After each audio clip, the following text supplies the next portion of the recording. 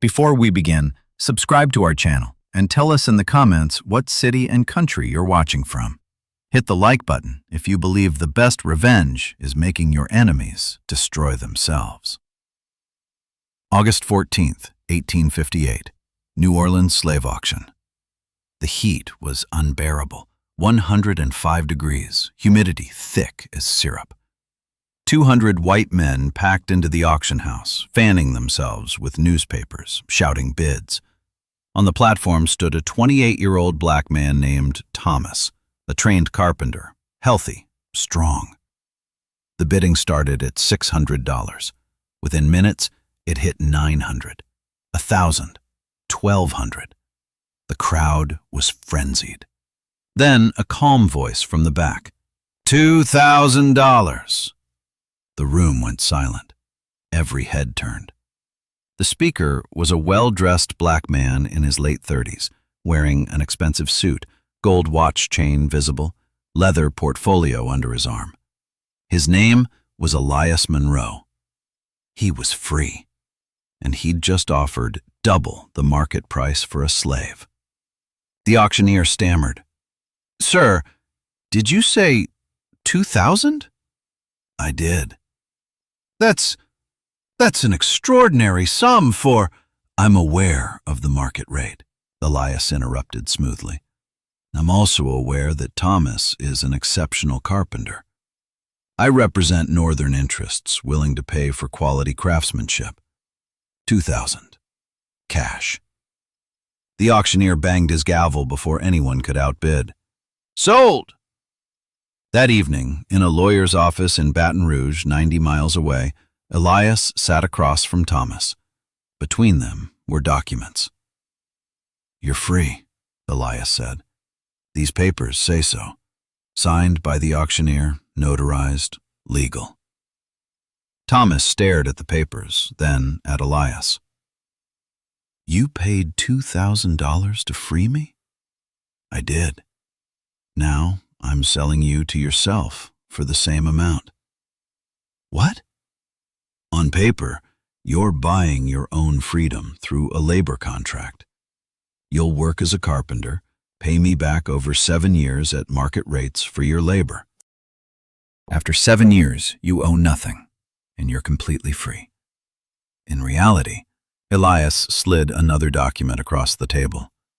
"This contract has a clause that forgives the debt if you recruit 3 other skilled workers to sign similar contracts. Help me find 3 carpenters, blacksmiths, or masons who want freedom, and your debt is canceled immediately." Thomas's hands shook as he read. "Why? Why would you do this?" "Because I'm not buying your freedom," Elias said quietly. "I'm breaking the system that enslaved you, and I just made every carpenter in the South cost twice what they did yesterday. Watch." 3 weeks later, at an auction in Charleston, a blacksmith sold for $1,800. In Savannah, a mason went for $1,700. In Richmond, skilled workers were suddenly commanding premium prices. Plantation owners grumbled about inflated costs, but paid anyway. If someone was willing to spend $2,000, that must be the real value, right? What none of them understood was that they'd just been played by one man with a ledger, a plan, and 6 years of grinding patience. This is the story of how Elias Monroe didn't free slaves through violence or escape. He freed them by making slavery unprofitable. He crashed the market. He bankrupted the buyers. He turned the economics of human bondage against itself. And he did it so quietly that most of the slaveholders never realized they were being destroyed until it was too late. Elias Monroe was born free in 1820 in Philadelphia, son of parents who'd purchased their own freedom before his birth. His father was a tailor, his mother a laundress. They weren't wealthy, but they were educated. By age 10, Elias could read and write fluently. By 15, he was apprenticed to a black accountant named Samuel Green, who kept books for free black businesses and occasionally for white merchants who didn't mind dealing with a Negro if he was good with numbers. Elias was better than good. He was exceptional. He understood not just arithmetic, but systems, how money moved, how credit worked, how prices were set by supply and demand. By age 25, Elias was one of the most respected accountants in Philadelphia's free black community. He kept books for churches, mutual aid societies, small businesses. He invested carefully. He saved aggressively. And in 1848, when he was 28 years old, Elias used everything he'd saved, $1,200, a fortune accumulated over 13 years, to buy his mother's sister out of slavery in Maryland. Aunt Sarah had been enslaved her entire life. She was 52 years old, past her prime working years, technically worthless by market standards. But she was family. Elias negotiated with her owner, a tobacco planter named Morrison, and bought Sarah's freedom legally. Bill of sale, manumission papers, everything proper. It took every penny Elias had. But when Aunt Sarah arrived in Philadelphia as a free woman, embraced her sister for the first time in 30 years, Elias felt it was worth it. Then the requests started. A woman from his church. "My husband is still enslaved in Virginia. Can you help?" A friend from the Mutual Aid Society. "My daughter, she's only 16. They're going to sell her south, please." A colleague. "My brother, I'll pay you back, I swear." Elias tried to help. He organized a fund, the Redemption Society. Free black people contributed what they could. Elias matched funds, leveraged his credit, negotiated with slave owners. Over 3 years, 1849 to 1852, the Redemption Society bought 53 people out of slavery. 53 human beings freed through legal purchase. It should have felt like victory. Instead, Elias started noticing something wrong. The prices kept rising. In 1849, they'd bought a field worker for $400. By 1851, the same type of worker cost $600. By 1852, $800. Skilled workers went from $700 to $1,200 to $1,600 in 3 years. Elias, as an accountant, couldn't ignore the numbers. He started tracking them obsessively. He created spreadsheets showing average slave prices at auctions across Maryland, Virginia, North Carolina, South Carolina. He cross-referenced with Redemption Society purchases. The pattern was undeniable. In regions where the Redemption Society was active, prices increased 20 to 40% faster than in regions where they weren't operating. Elias realized with sickening clarity, they were creating demand. Every time they bought someone's freedom, they were proving to slave owners that people were willing to pay premium prices. They were advertising that enslaved humans had value worth paying for. They were making slavery more profitable. In 1852, Elias brought this data to a meeting of the Redemption Society. He showed them the charts, the numbers, the undeniable correlation. "We've freed 53 people," he said, "but we've made slavery more expensive for 50,000 others. For every person we save, we make it harder for everyone else to be saved. We're not winning. We're feeding the system." The room erupted. People shouted at him, called him cruel, said he was giving up. One woman, whose son Elias had helped free, stood and said, "My boy is alive and free because of you. How dare you say that was wrong?" "It wasn't wrong," Elias said quietly. "But it wasn't enough. And if we keep doing it the same way, we'll free hundreds while making millions in profits for slave owners. I can't accept that." "Then what do you propose?" someone demanded. Elias didn't have an answer. Not yet. But he knew he needed to find one. He spent the next year studying, not just accounting now, but economics, finance, banking, credit systems. He read everything he could about market collapses, bubbles, crashes. He studied the Panic of 1837, how overextension of credit had bankrupted thousands. He analyzed how speculation drove prices beyond sustainable levels until markets corrected violently. And slowly, an idea formed. A terrible, elegant, ruthless idea. If buying slaves made slavery profitable, what if you could make buying slaves unprofitable? What if you could create a bubble in human beings, drive prices so high, make the market so unstable, introduce so much risk that the system collapsed under its own weight?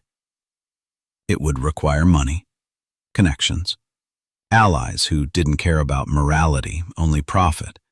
It would mean playing with human lives like they were commodities. It would mean doing things that looked exactly like supporting slavery while actually destroying it from within. Elias knew it was morally hideous. He also knew it might be the only way to actually hurt the system rather than feed it. In March 1853, Elias traveled to New York to meet someone who could help him do something terrible. Madame Lucille Hawthorne was 56 years old, widowed twice, and one of the wealthiest private lenders in New York. She'd inherited money from her first husband, multiplied it through shrewd investments, and married a banker who taught her everything about credit and leverage before conveniently dying and leaving her his fortune. Madame Hawthorne lent money to plantation owners, taking enslaved people as collateral. If borrowers defaulted, she seized the collateral, not to own slaves herself, but to resell them at auction and pocket the profit. She also lent to land speculators, taking plantations as collateral. When those borrowers defaulted, she seized land and sold it to northern investors. She was ruthlessly practical. She didn't care about slavery morally, she cared about returns on investment. This made her perfect for Elias's plan. Elias had been referred to Madame Hawthorne by Samuel Greene, his former mentor, who dealt with her on business matters. Greene had warned him, "She's brilliant and completely amoral. If you can align your interests with hers, she'll be your greatest ally. If you oppose her interests, she'll destroy you without hesitation." Elias arrived at Madame Hawthorne's office in a Manhattan townhouse at exactly 3 o'clock. He was shown into a drawing room furnished expensively but coldly. No personal touches, just wealth on display. Madame Hawthorne entered precisely at 3:15. She was tall, thin, with silver hair pulled back severely, wearing black silk that rustled when she moved. Her eyes were pale blue and evaluated Elias the way a jeweler evaluates stones, assessing value, looking for flaws. "Mr. Monroe," she said, sitting without offering her hand. "Samuel speaks highly of you. He says you're the best accountant in Philadelphia and an idealist, which he considers a character flaw. I'm inclined to agree. Why are you here?" "I want to bankrupt plantation owners," Elias said. Madame Hawthorne raised one eyebrow. "Do you?" "Specifically, I want to bankrupt the large plantation dynasties that are driving the expansion of slavery westward. I want to make slavery so expensive and risky that it becomes unsustainable as a business model." "Noble. Impossible. Continue." Elias opened his portfolio and spread documents on the table between them. Charts, auction records, credit reports on major plantation families. "I've been tracking the economics of slavery for 4 years. I've identified a vulnerability. The system depends on predictable asset values, enslaved people as collateral for loans, enslaved people as inheritance, enslaved people as currency. The whole structure assumes prices will remain stable or rise gradually." "Correct." "What happens if prices spike dramatically, then crash?" "Market chaos. Borrowers over-leveraged on inflated values default when values drop. Lenders seize assets worth less than the loan." "Everyone loses money." Everyone except the lender, who knew the crash was coming and positioned accordingly. Madame Hawthorne's expression didn't change, but her eyes sharpened. You want to create a bubble in human beings. Yes. And you want me to extend credit to plantation owners at the peak of that bubble, knowing they'll default when it crashes. Yes. And when they default, I'll seize their plantations, not their slaves, because by then slaves will be toxic assets no one wants to hold. Exactly. Madame Hawthorne was silent for 30 seconds. Then she smiled. It was not a warm smile. Mr. Monroe, that is the most coldly brilliant scheme I've heard in 20 years. It's also morally monstrous, operationally complex, and legally dangerous. I'm intrigued. Explain how you intend to execute it. Elias explained. It would take years. It would require manipulating markets across multiple states. It would mean using the Redemption Society's reputation to drive prices up, then using legal challenges and rumors to drive them down. It would involve creating fake demand, spreading strategic misinformation, corrupting the information networks that plantation owners relied on. It would mean playing God with people's lives. Madame Hawthorne listened without interruption.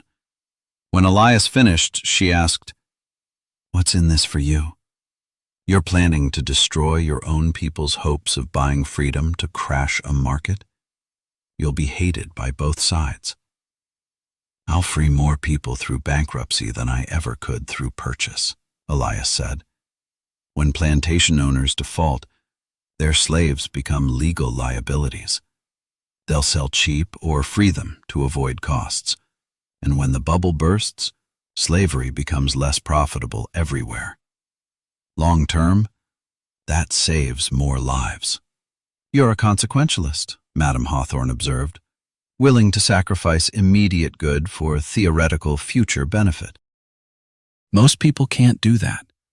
Most people aren't accountants. Madame Hawthorne laughed, a sharp, genuine laugh. I'll work with you, Mr. Monroe. Not because I care about your moral calculations, but because this plan will make me extraordinarily wealthy.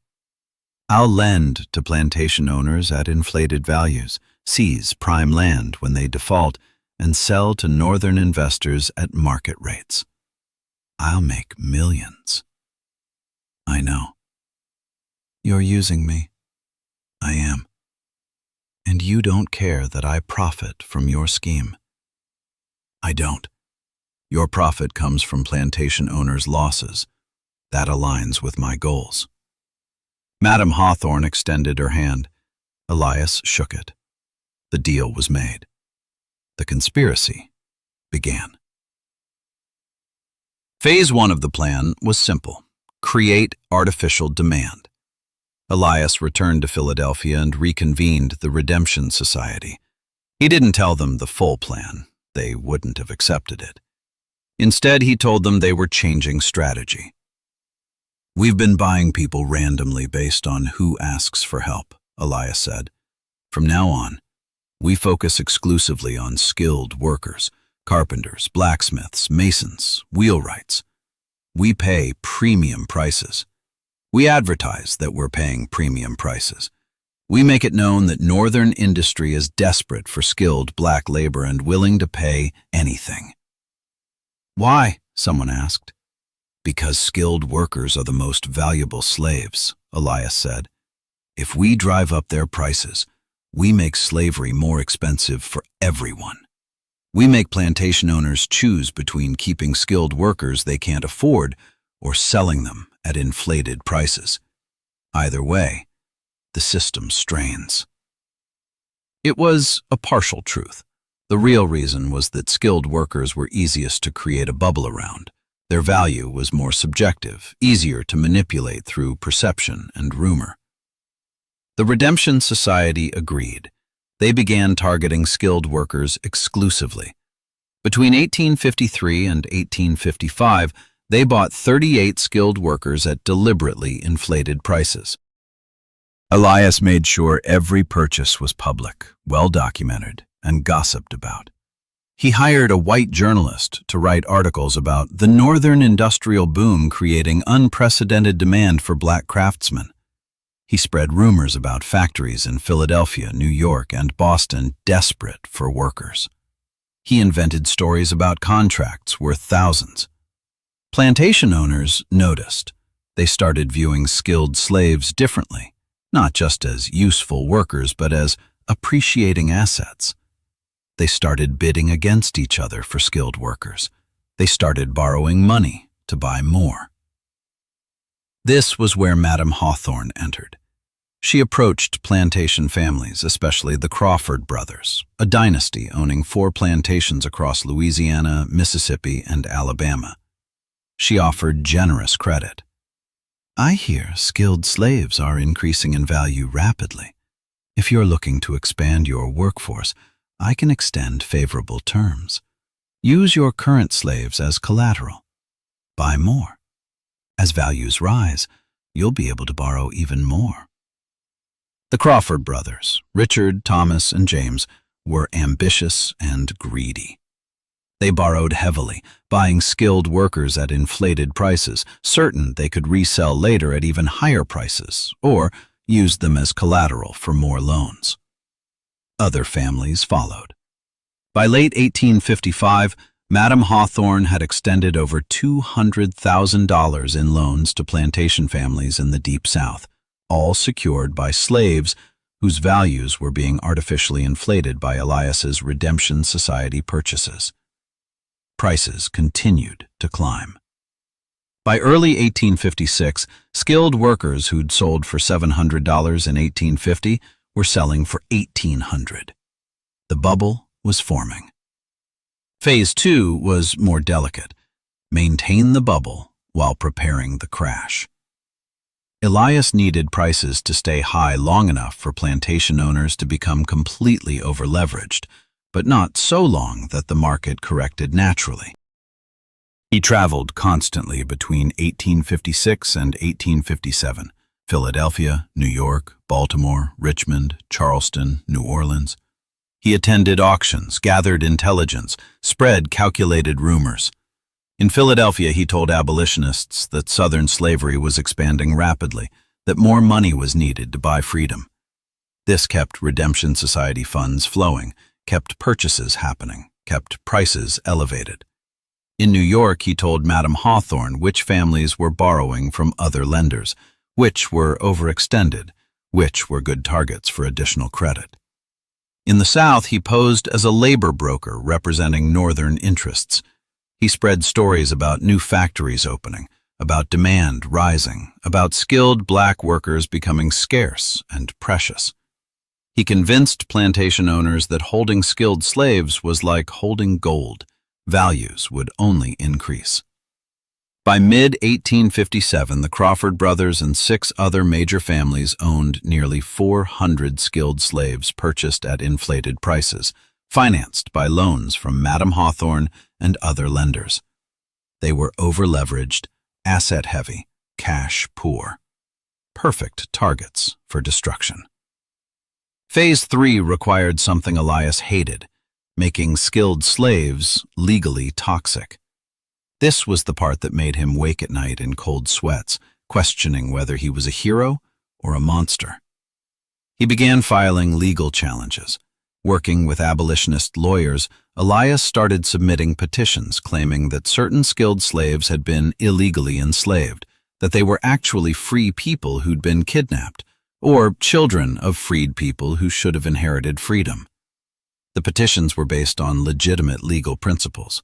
The Gradual Abolition Act in Pennsylvania and similar laws in other northern states meant that enslaved people brought north for extended periods should be freed. Children born to freed mothers should be free. Elias and his lawyers identified cases where these laws might apply and filed claims. Most claims were rejected. Southern courts weren't interested in freeing slaves. But the legal challenges created something more valuable than freedom: uncertainty. If a plantation owner bought a skilled slave for $1,800 only to have a lawyer file a claim saying that slave might be legally free, that asset became risky. Banks started refusing to accept challenged slaves as collateral. Insurance companies wouldn't insure them. Buyers at auction avoided them. Elias filed 37 legal challenges between 1857 and 1858. Even though most failed, they created a pattern. Skilled slaves, especially those traded frequently between states, might have legal complications. The market noticed. Prices began to wobble. Plantation owners who'd borrowed heavily against slave values grew nervous. Phase 4 was the killing blow. Collapse the bubble. In August 1858, Elias made his move. He stopped buying. The Redemption Society, which had been purchasing skilled slaves at premium prices for 5 years, suddenly went quiet. Simultaneously, Elias spread new rumors. Northern factories have decided not to hire black labor. Too much legal risk, too many complications. They're switching to Irish immigrants instead. It wasn't true, but it was believable, and it meant the supposed demand driving prices up had evaporated. He also leaked information to Southern newspapers. Multiple legal challenges to slave ownership succeeding in Northern courts. Skilled slaves transported across state lines may be vulnerable to freedom suits. This was exaggerated, but it created fear. Plantation owners who'd bought skilled slaves at peak prices suddenly realized if those slaves might be legally freed, or might sue for freedom, or might be barred from transport across state lines, then they weren't assets. They were liabilities. Panic selling began. Owners tried to unload skilled slaves before prices dropped further, but there were no buyers. The bubble had popped. By December 1858, skilled slaves who'd sold for $1,800 in January were selling for $900. By March 1859, they were selling for $600. Plantation owners who'd borrowed against inflated values were underwater on their loans. They owed more than their collateral was worth. Madam Hawthorne sent collection notices. Pay your loans in full or we seize collateral. The Crawford brothers and other families couldn't pay. They didn't have cash. They'd spent everything buying slaves at inflated prices. They offered slaves as payment. Madam Hawthorne refused. Your loan agreements specify cash repayment. Alternatively, I'll accept your land and plantations as settlement. But the slaves are worth nothing, Madam Hawthorne interrupted coldly. They're worth nothing. The market has collapsed. I won't accept valueless assets. Pay cash or surrender your land. The Crawford brothers tried to sell slaves to raise cash, but the market was flooded. Everyone was selling. No one was buying. Prices cratered further. In July 1859, the Crawford brothers declared bankruptcy. Madam Hawthorne seized all 4 plantations, 2,300 acres of prime Mississippi Delta farmland. She seized the manor houses, the equipment, the crops. She did not seize the nearly 100 enslaved people living on those plantations. Legally too complex, she told Elias. There are dozens of legal challenges pending. I'm not touching that mess. The Crawford family can deal with it. The Crawfords, now landless and bankrupt, couldn't afford to keep 100 enslaved people.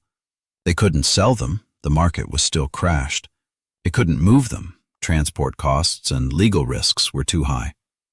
In August 1859, Richard Crawford made a decision that would haunt him until his death. He freed them. All of them. Not out of morality, out of economics. He couldn't afford to feed, house, and guard 100 people whose labor he couldn't profit from. He issued manumission papers to everyone, loaded them onto wagons, and dumped them in New Orleans with nothing. You're free, he told them bitterly. Congratulations. It was not the freedom Elias had imagined. It was cruel, abrupt, and left people with no resources. but it was freedom. And it happened because slavery had become unprofitable for Richard Crawford. 5 other plantation families followed the same path between 1859 and 1860. Over 300 people were freed, not through rescue or rebellion, but through economic collapse. Elias should have felt victorious. Instead, he felt sick. He watched the freed people arrive in New Orleans, confused and terrified, with no money, no food, no shelter. He watched them struggle. Some found work, some died. Some were re-enslaved by opportunistic traders who ignored manumission papers. He'd freed 300 people by crashing a market. But he'd also stranded them in a world that didn't want them free. In September 1859, Elias traveled to New Orleans and met with representatives from the freed people. He brought money, his own money, and funds from the Redemption Society to help them establish themselves. Housing, food, job placement, transportation north for those who wanted it. It wasn't enough. It was never enough. But it was what he could do. One of the freedmen, a carpenter named Daniel, who'd been among the first Elias bought at inflated prices back in 1858, confronted him. "You knew this was coming, didn't you?" Daniel said. "You knew the market would crash. You knew we'd be freed this way." "Yes." "You planned it." "Yes." Daniel stared at him. "You used us. Used our lives as pieces in your game." "I did. People died. Some of the freed people who couldn't find work, who got sick, who were re-enslaved, they died because of what you did." "I know. And you think that was worth it?" Elias didn't answer immediately. Finally, "I freed 300 people by bankrupting their owners. If I'd kept buying people the old way, I might have freed 50 people in the same time and made slavery more profitable for everyone else. I made a choice. It was ugly. It cost lives. But it saved more lives than it cost." "You don't know that," Daniel said. "No," Elias admitted. "I don't. I did the math. I ran the projections. I made the best calculation I could. But I don't know if it was right. I just know I couldn't keep doing what wasn't working." Daniel was silent for a long moment. Then, "Some of us are grateful. Some of us hate you. Most of us don't know what to feel." "That's fair," Elias said. Daniel left. Elias sat alone in the New Orleans boarding house, surrounded by ledgers showing the economic destruction he'd orchestrated, and wondered if he'd become the monster he'd fought against. The Civil War came in 1861. Slavery ended in 1865. Elias was 45 years old when emancipation was proclaimed. He'd spent 12 years manipulating markets, crashing prices, bankrupting plantation owners. He'd freed, directly or indirectly, over 300 people through economic warfare. He'd also enriched Madame Hawthorne beyond measure. She'd seized 7 plantations, over 5,000 acres of land, which she'd sold to northern investors for over $800,000 profit. She sent Elias a check for $50,000, his commission for the scheme. Elias donated every penny to schools for freed people. He couldn't keep money earned that way. After the war, historians began studying the economic collapse of Southern slavery. They noticed strange patterns in the late 1850s, unusual price volatility in skilled slave markets, inexplicable credit expansion followed by sudden collapse, multiple plantation bankruptcies concentrated in specific regions. In 1892, an economics professor named Dr. Helena Voss published a paper titled The Skilled Labor Bubble of 1855 to 1859, An Analysis of Market Manipulation in the Antebellum Slave Trade. Dr. Voss had found correspondence between Madame Hawthorne and an EM discussing credit strategies, market timing, and legal challenges. She'd found Redemption Society records showing strategic purchasing patterns. She'd found legal filings by abolitionist lawyers creating clouds on slave titles. She'd interviewed survivors, both freed people and bankrupt plantation owners, who described the same sequence. Prices spike, credit expands, legal challenges appear, market crashes, owners go bankrupt, slaves freed by economic necessity. Dr. Voss's conclusion? An unknown individual, possibly working with abolitionist networks, deliberately created and collapsed a bubble in skilled slave prices between 1855 and 1859, resulting in the bankruptcy of at least 7 major plantation families and the freedom of over 300 enslaved people. This represents the only documented case of successful economic warfare against slavery as an institution. In 1920, a historian found Elias Monroe's personal journals in the archives of a Philadelphia church. The journals documented everything: the plan, the execution, the moral struggles, the calculations showing lives saved versus lives lost. The historian, Dr. Marcus Webb, published excerpts in 1923. The publications created controversy. Some historians called Elias a genius who understood that economic systems could be weaponized against themselves. Others called him a monster who played with human lives like chess pieces. Abolitionists debated whether his methods were justified. Economists debated whether his scheme actually worked or whether other factors caused the market collapse. The debate continues today, 93 years after Elias's death. But the facts are clear. Elias Monroe existed. He was a free black accountant in Philadelphia. He organized the Redemption Society that bought 53 people's freedom between 1849 and 1852. He stopped buying in 1853 and began working with Madame Lucille Hawthorne. Slave prices for skilled workers spiked 40% between 1853 and 1857. Legal challenges to slave ownership increased dramatically 1857 to 1858. The market collapsed in late 1858. 7 plantation families went bankrupt 1859 to 1860. Over 300 enslaved people were freed by bankrupt owners 1859 to 1860.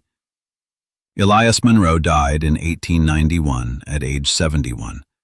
His obituary described him as a respected accountant and philanthropist who contributed greatly to educational efforts for freed people. It didn't mention the bubble. It didn't mention the bankruptcies. It didn't mention the 300 people freed through economic collapse rather than rescue. But in his personal papers, found after his death, Elias kept a ledger. Not of money earned or spent, but of economic casualties versus lives saved. On the final page, written shortly before his death, was a calculation. Economic casualties, freed people who died or were re-enslaved after market collapse, estimated 47. Lives saved, people freed through bankruptcy who survived, plus people not enslaved due to reduced profitability of system, estimated 340. Net positive, 293 lives. Moral cost, incalculable. Below that, in shaky handwriting, Elias had written his final accounting. I did not free slaves through courage or righteousness. I freed them through manipulation and market forces. I made slavery unprofitable for specific owners at specific times. I used human beings as commodities to destroy the commodity market in human beings. History will debate whether this was heroism or monstrosity. I can't answer that question. I can only say, I spent my life calculating the least harm and the most good. I chose the path that saved the most lives, even when that path was morally ugly. I crashed a market. I bankrupted families. I freed people into uncertainty and hardship. And I would do it all again. Because the alternative, continuing to buy freedom one person at a time while making slavery more profitable, would have saved fewer lives and caused more suffering over time. The mathematics were clear. The morality remains unclear. But I trust mathematics more than I trust moral certainty, because mathematics doesn't care about intentions, only outcomes. And the outcome was 300 people walking free who wouldn't have been free otherwise. That has to count for something. Even if it cost everything I believed about goodness and justice. Even if it made me into something I swore I'd never become. Even if historians debate forever whether I was hero or villain. The numbers don't lie. 300 free. That's what matters. That's all that matters. That has to be enough. Remember Elias Monroe. Remember that he was a free black accountant who realized buying freedom was making slavery more profitable. Remember that he spent 12 years creating and collapsing a bubble in human beings to bankrupt plantation owners. Remember that he worked with a white banker who cared nothing for justice, only profit. Remember that he freed over 300 people not through rescue, but through economic warfare. Remember that he paid $50,000 of blood money to schools rather than keep it. Remember that he kept a ledger of casualties versus lives saved until the day he died. Remember that he was called both hero and monster and accepted both labels. Remember that he believed mathematics over morality because mathematics gave clear answers. Remember that some victories are won not with courage, but with cold calculation. Remember that crashing a market can free people just as surely as breaking their chains. Remember that economic warfare is still warfare and still costs lives. Remember that Elias Monroe made slavery unprofitable for 7 families and freed 300 people. And remember that he died wondering if he'd done the right thing. Because sometimes the hardest battles are the ones where victory and defeat look exactly the same. Sometimes freedom comes through bankruptcy rather than bravery. Sometimes the most effective resistance is making your enemies destroy themselves. And sometimes the greatest weapon against injustice isn't courage or compassion. Sometimes it's a ledger, a plan, and the absolute willingness to play a long game that makes you look like the monster you're fighting. Elias Monroe was the banker who bankrupted slavery. Not everywhere, not forever, but for 300 people, for 12 years, in 7 counties across the Deep South. He made slavery unprofitable, and that was a kind of freedom nobody expected. The kind that came from balance sheets instead of battlefields. The kind that destroyed from within instead of attacking from without. The kind that used the master's tools to dismantle the master's house. Remember him. Remember the 300. Remember the calculations. Remember that sometimes the coldest mathematics can produce the warmest freedom. Even when the price is measured in moral certainty sacrificed and heroes becoming villains, becoming heroes again in the eyes of history that can never quite decide which he was. Because maybe he was both. Maybe that's the point. Maybe the best weapons against evil are the ones that make you question whether you've become evil yourself. And maybe Elias Monroe understood that. And did it anyway, because 300 people walked free. And mathematics don't lie.